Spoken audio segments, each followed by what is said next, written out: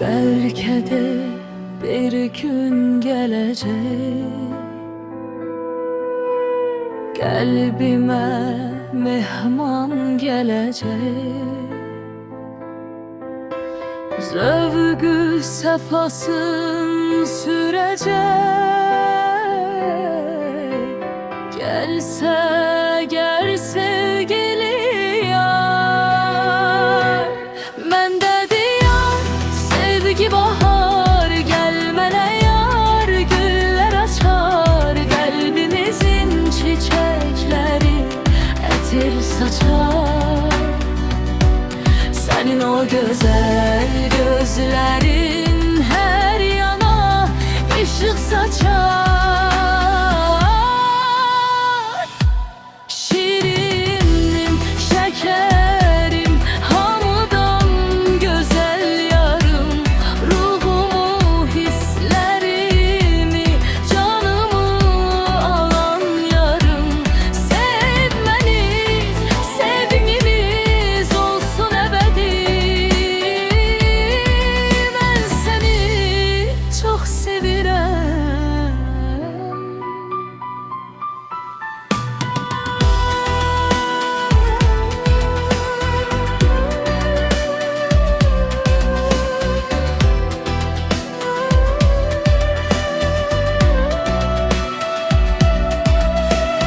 Bir ömür sevgiyle hoş hayat yaşaya, xoşbəxt ola.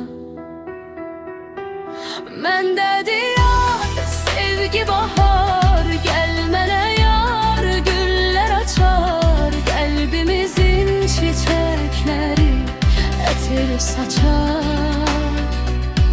Senin o güzel gözlerin her yana ışık saçar. Şirinim, şekerim, hamıdan güzel yarım. Ruhumu, hislerimi, canımı alan yarım. Sevmeni, sevgimiz olsun ebedi. Ben seni çok sevirem. Şirinim, şekerim, hamıdan güzel yarım. Ruhumu, hislerimi, canımı alan yarım. Sevmeni, sevgimiz olsun ebedi. Ben seni çok sevirem.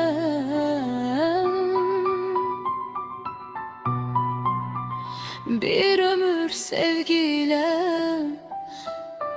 hoş hayat yaşaya, xoşbəxt ola.